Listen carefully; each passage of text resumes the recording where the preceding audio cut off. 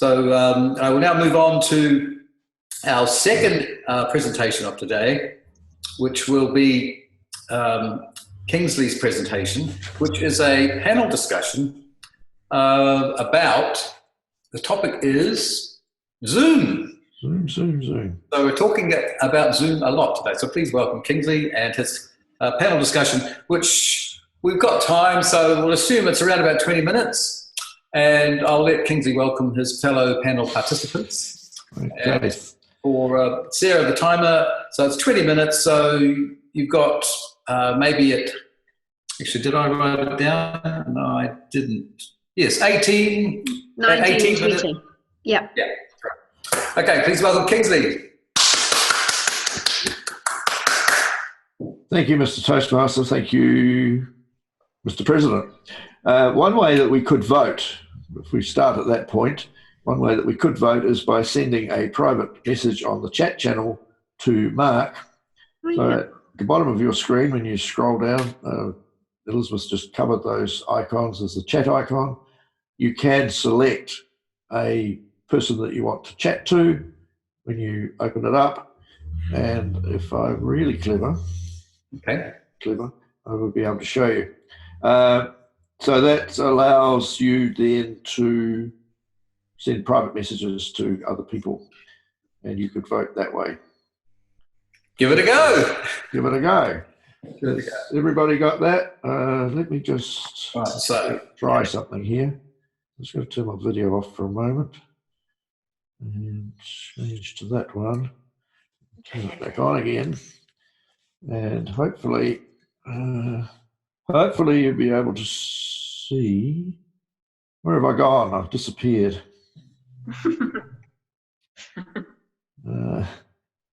Yeah, for some reason I've got Marilla as the focus of my screen right at the minute, which is a bit. I don't know what can you see what I'm showing you on my screen? That's the question. See the screen? Oh, good. If I scroll that back, this is the chat channel. Hopefully you can see the big white square in the middle of my screen. Yep. And down there, there's a blue part that says everyone at the moment. If you click on it, it will show you all the participants in the meeting. Just scroll down till you find Mark A. And now you can send a private message to Mark. All right, so vote for whomever you like. I've got 3 votes so far. Oh, well done. Maybe I should vote while I'm here. While I'm here, but I can't remember who spoke. I know. Helen has and you. Yes. Sorry, is Mark Marker? Yes, M-A-R-K-A. Yeah.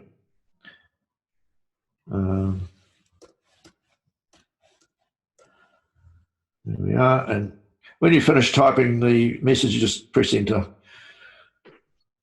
Don't make the mistake that I usually make of pressing enter when you want to get a new line, because that sends the message and you have to start again. Well, we'll start where we left off. All right, everybody clear on that? I'd like to welcome as our panelists today, first of all, Mike Diggins. Mike is actually I'm going to change my camera back to where I was while I'm doing that. Mike is a bit of a techno geek. He worked in the information technology industry for a long time. Although I believe, if I remember rightly, Mike, you're actually a chemical engineer by training. I'm a chemist originally, yeah. And so, am I back? Am I back? I'm not sure if I'm back. I am back. Thank you. Mike's pretty much on top of most things. He recently gave up working for Auckland Transport or Auckland Council. They weren't listening to him, so he gave up and decided that life in a camper van was a much better idea. And he is our... Better introduction, Kingsley. All right. Our second panelist this afternoon is Stephen Budai, who is our District 112 Club Growth Director. Stephen is a relative newbie, I believe, to Zoom, but I'm sure he's shaking his head. He's not a newbie. He's just, is he just shaking his head to say he doesn't know anything? I'm not sure. Not you. Anyway, we'll be able to give some, and we have also Elizabeth, who set this up in the first place and whose bright idea it was that we should do this. So we should put her on the spot. Having just given us however long it was on the basics of Zoom, we wanted to look at some of the other things that you can do. So I'm going to open the panel up to questions from the audience. So if anybody's got a question they would like to ask one of our panelists, I might just, before we take questions, I'll get Stephen, would you like to just introduce yourself a bit, fill in the gaps or correct the information that or the misinformation that I've just given, and just give us a lowdown on where you see us as a group using this new technology and how it can benefit our clubs. Sure. Thank you, Kingsley, for the multitude of questions you've asked. Been a Toastmaster nigh on 12 years. I know Mike, and I'm working alongside Elizabeth on a project with Microsoft at this stage.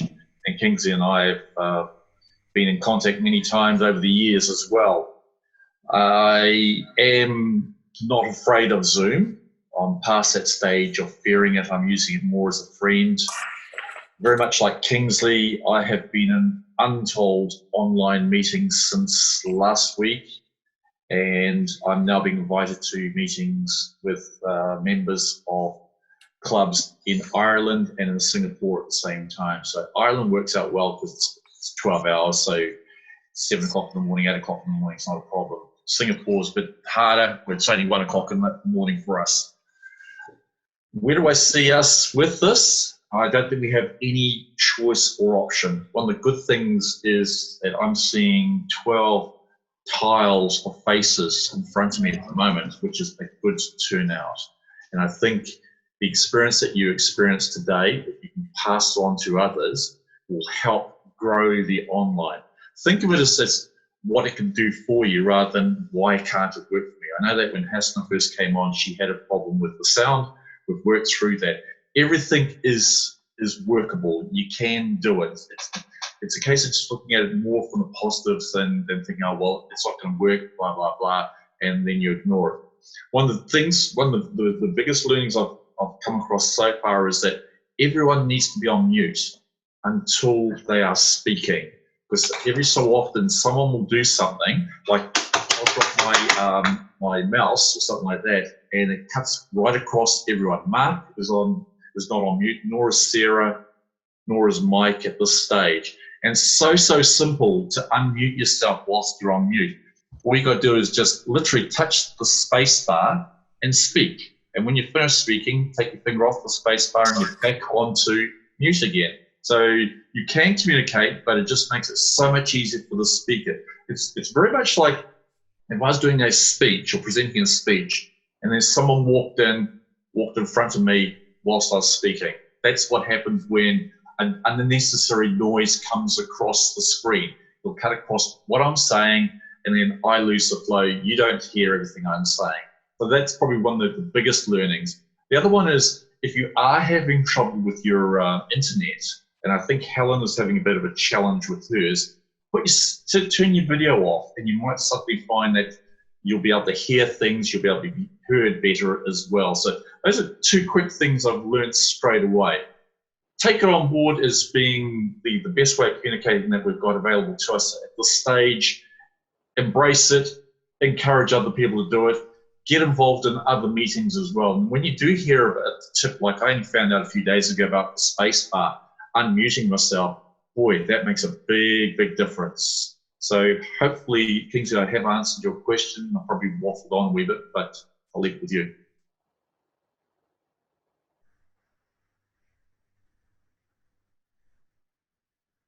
Unmute yourself, Kingsley. But the spacebar trick wasn't working for some reason, which is not good. We just told everybody that. Thank you for that, Stephen. I see you're supporting the Irish today. You've got your Guinness jumper on. And I'm sure that I know Mike likes his Guinness as well. He's probably jealous that he hasn't got one of those jumpers. Not at all, he says. Anyway, Mike, would you like to have a slice of the pie and give us a few tips from your experience or some things that have happened that have been really worthwhile in the current climate? Over to Mike. Thank you, Kingsley, for the Toastmasters. I didn't, like Stephen, I didn't know about that spacebar trick until about 2 minutes ago. And that is one of the great things about doing this sort of thing, because it improves our ability to network and learn through that networking. We all probably know things about Zoom, for example, that no one else knows because they've tried it. We now know, for example, that what we were trying to do with the chat only works for the host. And the learning curve is such that we need to make sure that we embrace that curve and look at this as a learning experience. We've covered situations where things don't work well. The same thing happens if you happen to be on a hands-free phone in your car and you drive through a dead spot. What's happening is the dead spot's moving around us instead of we're moving through it. And learning those sort of things with Zoom is absolutely critical, because otherwise people bounce off Zoom. One of the things that is worthwhile spending a little bit of time on is setting yourself up so you're comfortable with the image that you are showing. And that includes lighting, and also an awareness that the lighting is going to change as outside it gets dark, for instance. I've got a light source right in front of me, and at about 7 o'clock, that light source will switch off. Now I've got a plan B, which is one of these work lights. And I put that up vaguely in front of me, and that replaces the daytime light source. Knowing how to do that and how to set yourself up so as you're happy with what everybody else is seeing, that's the critical thing, is very, very important for a large percentage of people. And we need to remember that of the advanced manuals that we're just about to get shot of, the one that most people did last is communicating on video. And there's a reason for that. So getting used to your image so you can use Zoom to your full capacity is probably the best thing that you can do for yourself. Kingsley. Thanks, Mike. That's fabulous. And there was a message in the chat which is generally aimed at you. So if you would like to have a look and just answer that question, that would be very helpful. Well, I can actually ask it for everybody. Sarah was asking if you used the spacebar trick during a little chat. I saw the chat. The answer is no, because I'm not muted at the moment. What I suggest is that if it doesn't work for you, get hold of the Zoom support line, tell them what sort of device you've got, and tell them that the spacebar isn't working. They have got one of the best help desks that I've seen outside of Toastmasters International. And they are very, very responsive. They publish an update to their software about once every 6 weeks, and that's increasing as they try and help us deal with this current crisis. There you are. There's tips for the tips, which is fabulous. Elizabeth, as a fashionista, what tips have you got for people about, well, you've already given us some, but background, what you wear, colours, and things like that. Can you help us out there? Colours and stuff. Yeah, I don't know. I usually put on my Toastmasters jacket. I've got a black jacket. I wear it to all my Toastmasters meetings, and I do the same when I'm on Zoom. It just makes you look more professional. But when I came to my study, because I've got a house full of people now, that's not off to work, when I came to this room, it's so warm inside that I can't wear that jacket. So just always try to look presentable on screen.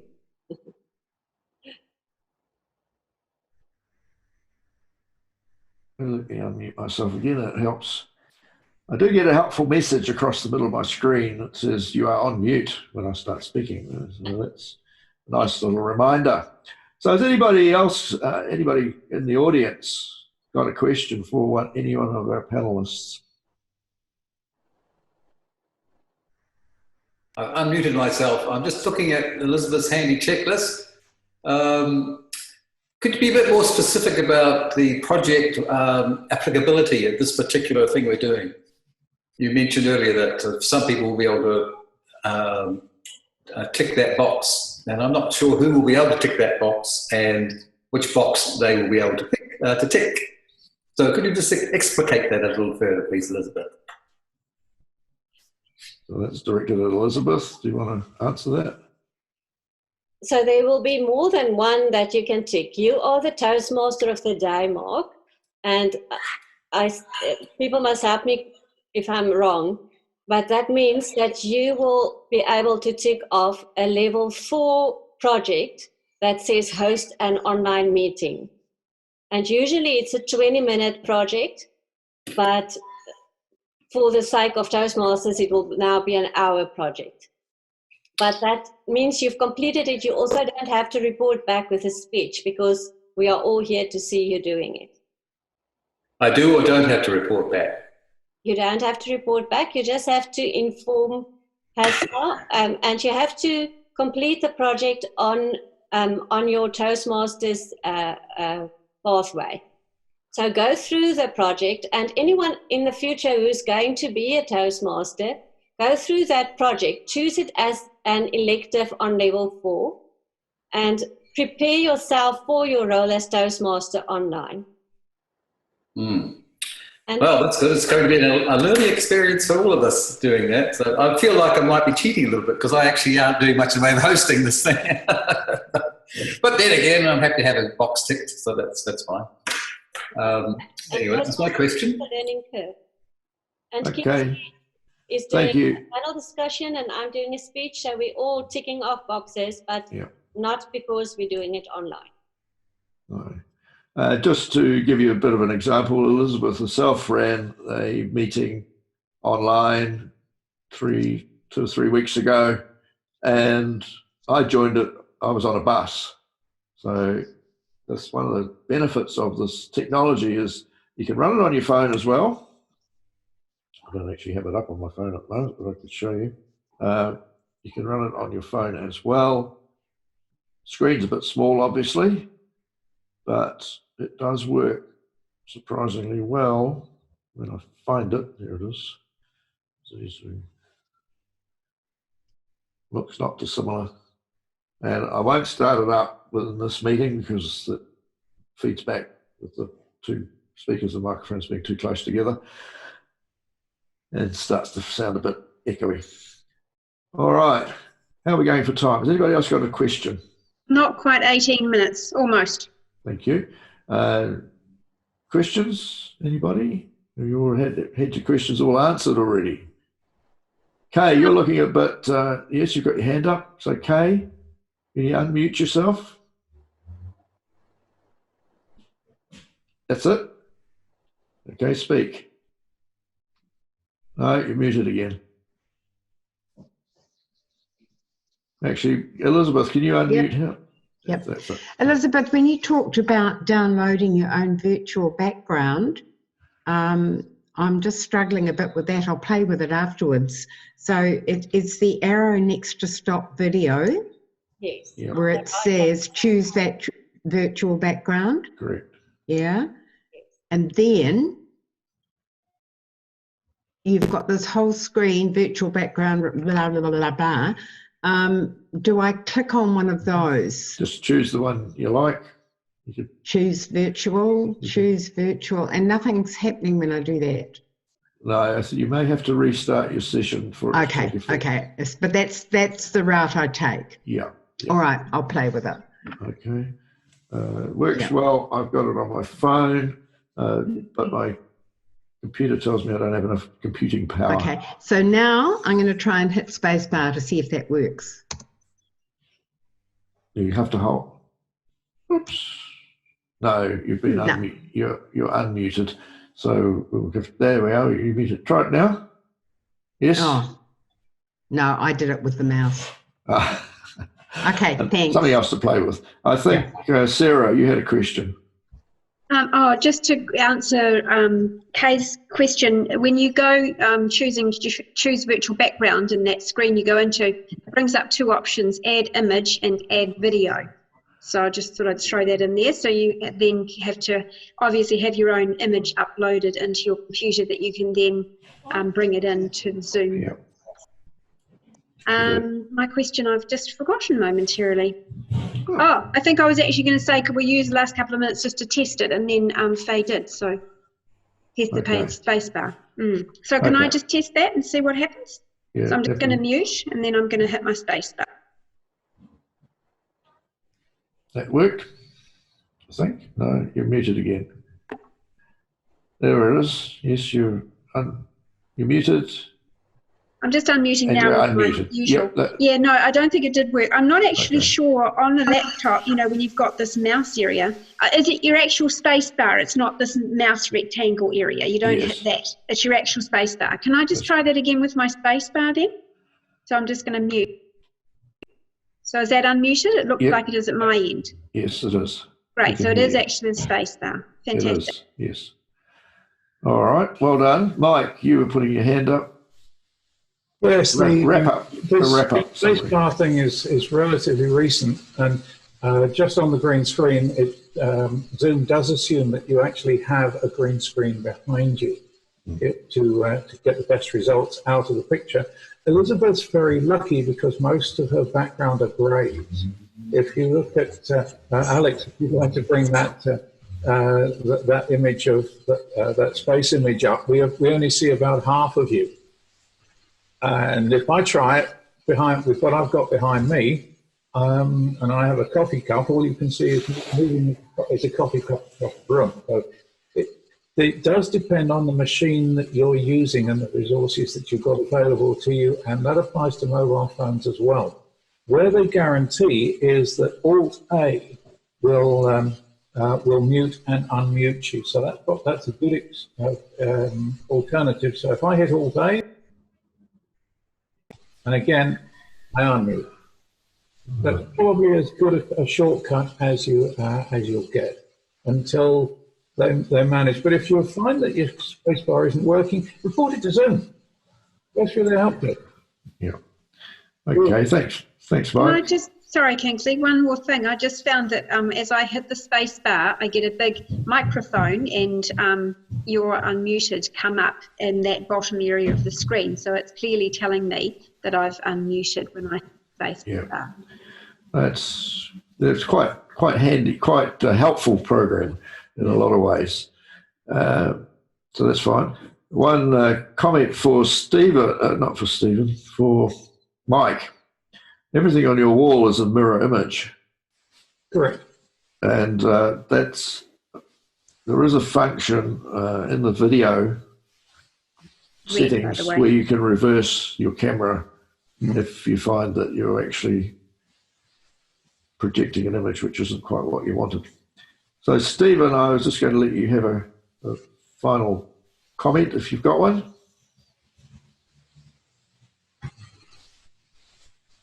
I don't really have one, but I do actually. I do. The meeting's been going for an hour, and I would suggest to you that if you ask each of yourselves personally, have you learned something? I would suggest to you that you have. So that means the meeting has been successful. As we move forward, go from this meeting to the next meeting, you'll be able to apply it, you'll be able to have more speeches, you'll be able to have a longer tabletop, you'll be able to have the evaluations as well. I had a meeting last night and we did everything. There was nothing that we missed out on, right down to the general evaluation. Everything was done on screen, and that was after our first online meeting. So you've taken the first steps. Congratulations. I would suggest that you now extend yourself to make your meeting more of a meeting. So if you do get visitors coming through, they will see Toastmasters operating the way Toastmasters is supposed to operate. So congratulations. I've seen no one going, oh, this isn't going to work, I'm not bothering to come back, blah, blah, blah. I'm seeing positive looks on every face, even Mr. O'Diggins' face there. And so I would suggest, Elizabeth, congratulations on setting up. Thank you very much for inviting me. Kingsley, thank you for not asking the real hard, tough questions. Well done, guys. Enjoy the rest of this shutdown that we're going through. Thank you, Stephen. Angela, did you have something you wanted to ask? You'd have to unmute yourself. Yes. Thank you for inviting so many experienced experts. And I'd like to have a question that, so online meeting, we may lose some interactions, and maybe it could not be as lively as normal. So do our guest speakers have any advice how to make our meeting more lively or more interactive? Thank you. Predictably, they both have advice, and I've got some tips as well, but we've just about out of time. So very quickly, Stephen. Simple. Treat it exactly how you would with any meeting. You find yourself a point where the laptop is going to be just right or the computer's just going to be right. You stand up, you become animated. And as Elizabeth said, depending on your virtual background, everything can still be seen. So there's absolutely no reason, apart from the fact that you're not going to be physically there, that you cannot copy or emulate in a virtual meeting. So it's a case of how you can do it rather than maybe you can't do it would be the approach I would take. Good question. Thank you for asking. Thank you. Mike, did you have anything to add? Just supporting that idea. If you're used to speaking standing up, then arrange your room so as you've got room to do it, as Stephen just demonstrated. I did the same thing with a meeting last night. But mainly, it's look at what you can do, rather than assuming anything that you can't do anything. And if you find that there's, if you're having, let's say, trouble visualizing that, then this is the sort of forum to ask what you can do. Then this forum will grow. And as it grows, then we can only improve. We've already got an address, for example, called D112 Pathways Help, and maybe we need one for D112 Zoom Help to be able to ask these sort of questions. Well, that's one, of course, for the trio to set up. Yep, thank you, Mike. I think we're pretty much out of time. Hopefully that's answered everybody's questions. One final tip from me is you can be animated, you can use your gestures, you just have to be conscious of how wide a field of view your audience has got. No point in doing gestures like I'm doing at the moment because you have absolutely no idea what my hands are doing because you can't see them. So you do have to think about that. Stepping back from the camera gives you more scope. Anyway, I'll call it quits at that point and give the meeting back to our Toastmaster, Mark.